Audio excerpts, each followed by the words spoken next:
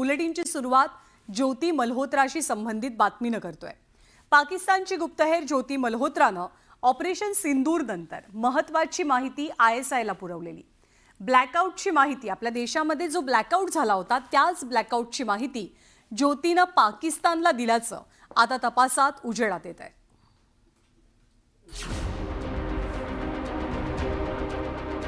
ज्योती Malhotra travel ब्लॉगच्या निमित्तानं पाकिस्तानात अनेकदा गेली।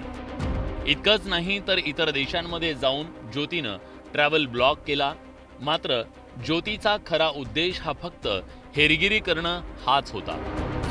इतकंच नाही तर पहलगाममध्ये झालेल्या दहशतवादी हल्ल्यानंतरही ज्योतीची पाकिस्तानसाठी हेरगिरी सुरू होती। पहलगाम हल्ल्याचा बदला घेण्यासाठी भारतानं ऑपरेशन सिंदूरच्या माध्यमातून पाकिस्तानातल्या दहशतवाद्यांचे तळ उद्ध्वस्त केले। मात्र त्याआधी देशभरात मॉक ड्रिल करण्यात आलं, ब्लॅकआउट करण्यात आलं। त्याचा फायदा ऑपरेशन सिंदूर मधल्या पाकिस्ताननं केलेल्या आगळीकीच्या वेळी झाला होता।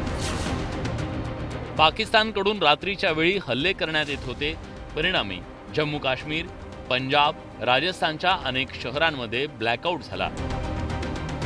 मात्र कोणत्या शहरात किती वाजता ब्लॅकआउट केला जायचा ही अत्यंत संवेदनशील माहिती ज्योतीनं ISIला दिली होती। तिने पुरवली असेल यामध्ये काही शंका नाही आहे, कारण तिथे जवळपास 13-14 एजंट्स NIAनी आणि IBनी ताब्यात घेतलेले आहेत। हे प्रत्येक शहरामध्ये वेगवेगळ्या ठिकाणी होते, वेगवेगळ्या शहरांमध्ये तिथली त्यांनी माहिती दिली असणार। ब्लॅकआउटची माहिती देण्यामध्ये दोन गोष्टी शत्रूला कळतात। एक म्हणजे त्या शहरातला सिव्हिक सेन्स किती मोठा आहे, की सर्वीकडे ब्लॅकआउट झालेला आहे का, काही ठिकाणी चालू आहे, लाईट चालू आहेत, लोक कसं किती सिरियसली ब्लॅकआउटला घेतात आहेत।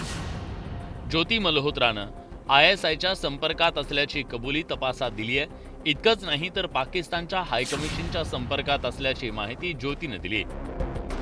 YouTube चॅनलचे सबस्क्रायबर वाढवण्यासाठी, लाईक वाढवण्यासाठी हेरगिरीच्या जाळ्यात अडकल्याचा कांगावा ज्योतीनं केला।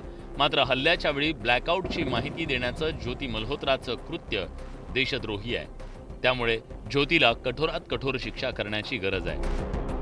Bureau report, news 18 Lokmat.